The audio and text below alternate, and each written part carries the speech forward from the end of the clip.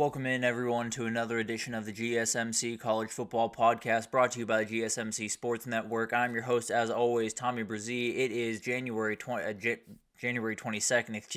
and we have a great show for you today. We're going to start getting a little bit into the offseason, just talking about the big storylines as we head into it. Obviously, we'll get into a little bit more detail going into next week, but definitely wanted to give you guys just overall 50,000 feet kind of view of that. Then we'll get into Ohio State compared to the other CFP teams. It's been a huge question around social media the last couple of days. How would they fare against 2019 LSU, against 2020 Bama, against the Georgia teams? We'll break it down on today's show. Then we'll get to Ryan Day and the Ohio State future. This is a very young coach. There's no doubt about that. He's only 45 years old, just won his first national title, the youngest since Urban Meyers to do that. And now you got to look forward, and there's going to be a lot of really great things that can happen, and then obviously there's the bad scenario, possibly. But then we'll get to some questions coming out of the season. The big one going around is, did the regular season mean more or less this year? And I think there's an argument both ways. But then we'll get to my way too early 2025 top 10. Very tough list to put together. A lot of really good teams right around that 8 to 12 mark. I feel pretty good about the group that I have, but frankly, you can mess around with that a number of ways if you wanted to. But before we jump in, I do want to remind you all we get tons of questions and comments throughout the show, and the best way for you all to get your question on the screen, we can have fun back and forth here, is to use that super chat. At the bottom of the chat on the Sports Network page, you can click that $sign, add any question, comment you like. It'll pop up on the screen, and we can have fun back and forth here. Definitely want this to be as interactive as possible, so utilize that, and we can have fun back and forth. But let's go ahead and jump into this thing, and let's talk about the offseason. Let's talk about the offseason here for a second, because there's a lot of different things that are going to go on during this offseason. Now, some of them we will get to in time. There's going to be some infighting between these conferences. There's going to be some people battling in the revenue sharing space. But let's go ahead and jump into this. And let's start off with what's going to be the most obvious one, and the one that probably will happen in the next month or so, if it's going to happen this year, which is CFP changes. This is one of the things that's been really talked about. Obviously, people have some issues with the CFP, and I'll get into that tomorrow, do some final pros and cons of the 12-team CFP, feel a little bit better about it than I did even a couple of weeks ago. So we'll get into that tomorrow, but the auto buy is not something that's going to be easy to get rid of. You have the Big 12, you have the ACC, and all the Group of 5 conferences that really want that to be a thing. It gives them a little bit extra money when they go to a bowl game compared to a road playoff game or even a home playoff game. They're going to make more money going to the Sugar Bowl, going to the Fiesta Bowl, going to the Orange Bowl. So that's obviously going to be a really relatively tough thing to get fixed at or get ironed out before the 2026 season, if I had to imagine. But the reseeding is a thing that could happen. Now, something to keep in mind with the reseeding is the same matchups would have happened this year. There would have been no real reseeding. There would have been no real changes because everyone pretty much played where they were supposed to play. We did have 5 through 8 get wins in the second round, but 5 played 8, 6 played 7. So it ended up working out relatively normally, and reseeding wouldn't have changed anything this year. It is something they'll probably look at going into next year if if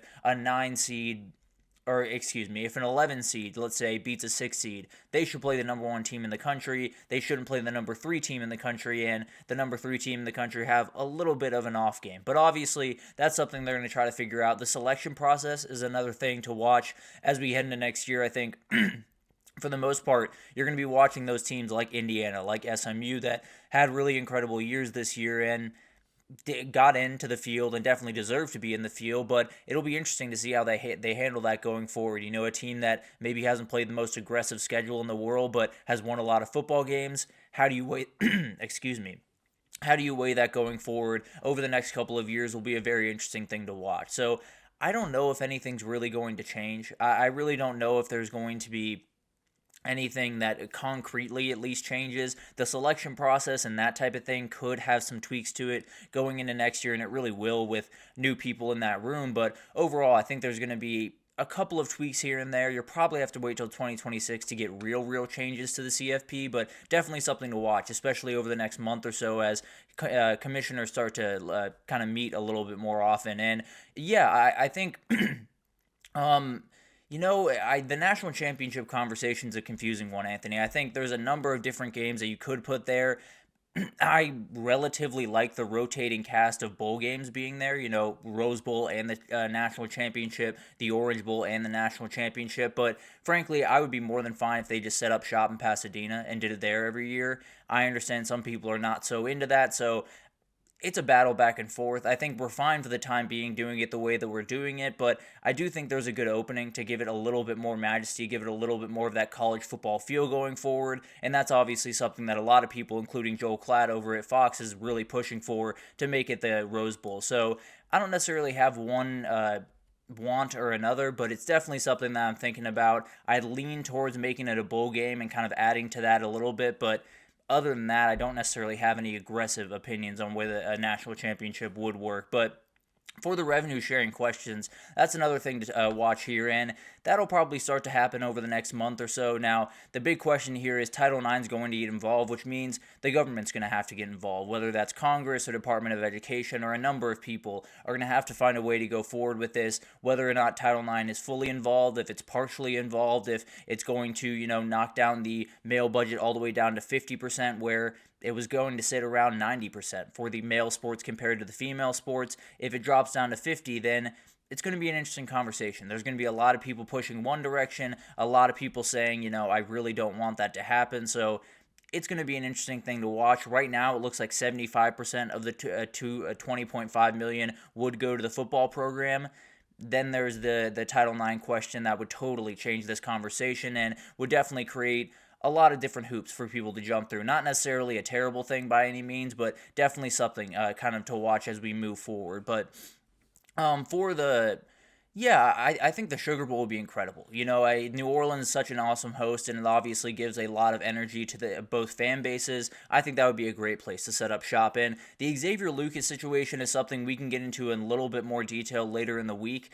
I don't see anything that is evidence of Miami tampering. I haven't seen anything, at least concrete, that makes me feel like Miami broke any rules or really did anything out of the norm. Is definitely what happened here, no doubt about that. But I do think that it won't necessarily amount to anything. I don't think Wisconsin has too much stuff to really argue against this, but obviously we can get into that a little bit more probably on Friday to kind of give a little bit of update there and see where we stand, because maybe they have a little bit better of an argument than I think they do, but as I've seen it right now, there's not a ton of a leg to stand on for Wisconsin. But moving forward here, is the SEC coming back in 2025? That is the big time question, and I think there's a lot of different motivation down in that part of the country to find a way back, because I think we all understand the SEC is not used to being in this position. Even in the second position of the sport, they've sat up top for the last 15 years, and a lot of that was Saban. There's no doubt about that, but all those teams are very upset that they're not there anymore. So Kirby Smart in Georgia, I've talked about them a little bit. They look like a team that's really trying to go on a death march next year. They're trying to add all the talent they can at wide receiver, and they're doing a great job. Texas could be as good, if not better, than they were this year.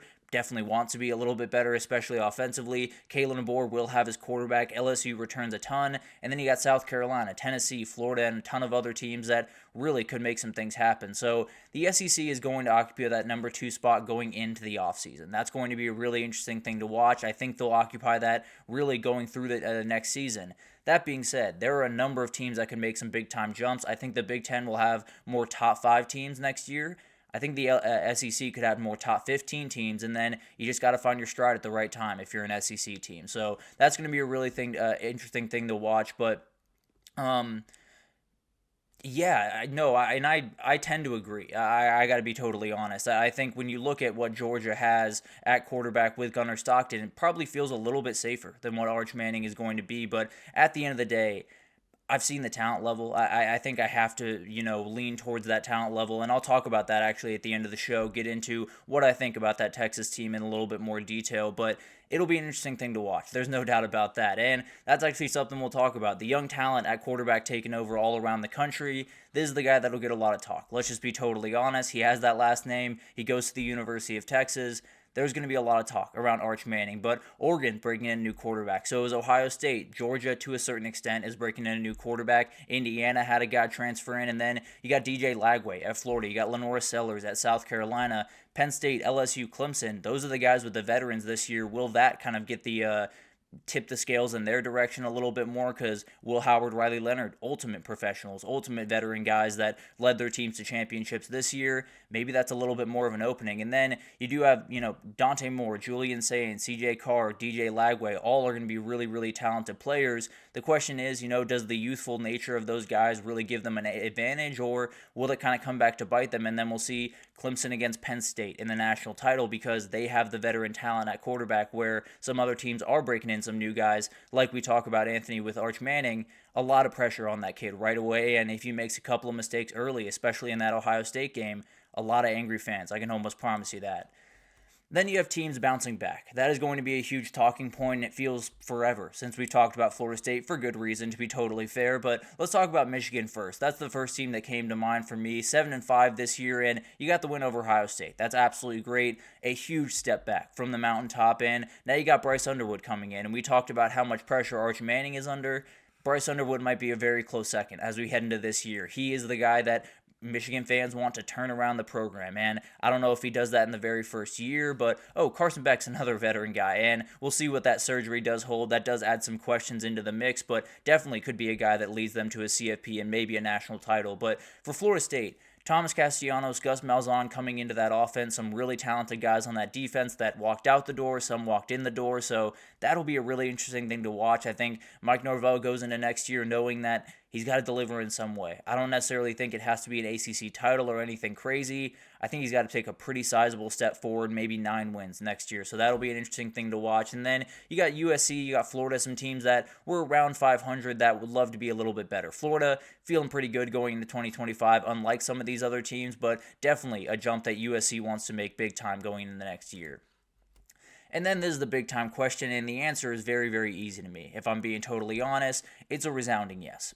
This is going to happen. The parity is going to continue in this sport because NIL is kind of making it that way. Now, I do think with revenue sharing, it's going to lean a little bit more towards the SEC and the Big Ten as we move forward, but the reality is you got young quarterbacks all over the place. And then you got a guy like Cade Klubnik up at Clemson that could really elevate what that team is. And the SEC, you have all young quarterbacks, really but Garrett Nussmeier, which is an entirely different set of skills and definitely gives them maybe a leg up on some of the younger talent out there. And then Penn State, Ohio State, or Penn State's the one that's really returning the veteran. Illinois is returning a veteran. It'll be really interesting to see what happens here. The ACC and the Big 12, I think they're going to be really good again next year. I don't necessarily think they're going to quite match up to what the SEC and the Big Ten have, although I think that Clemson team is downright special, and it's going to be a really interesting thing to watch. But I don't think the parity is ending anytime soon. I don't think it's going anywhere, and I don't think we're going to have to worry about that, if I'm being totally honest, because the talent level at some of these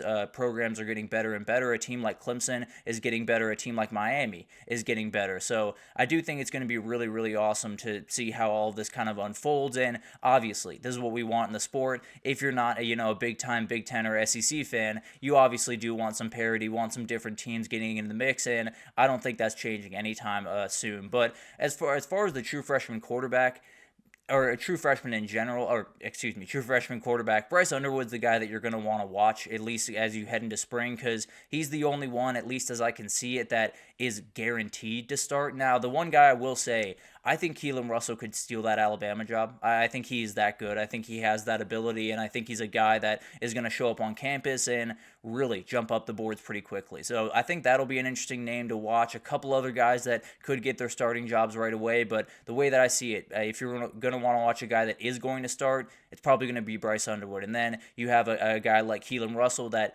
really could make some waves in spring over the next couple of months. But we'll break that down, obviously, as it unfolds. But let's take our first break here, and when we come back, let's talk about Ohio State. Let's talk about how they match up against the other CFP champions. A lot of people saying that they're one of the best, if not the best team they've ever seen. I don't necessarily go that far, but we'll talk about it right after this, so stick with us.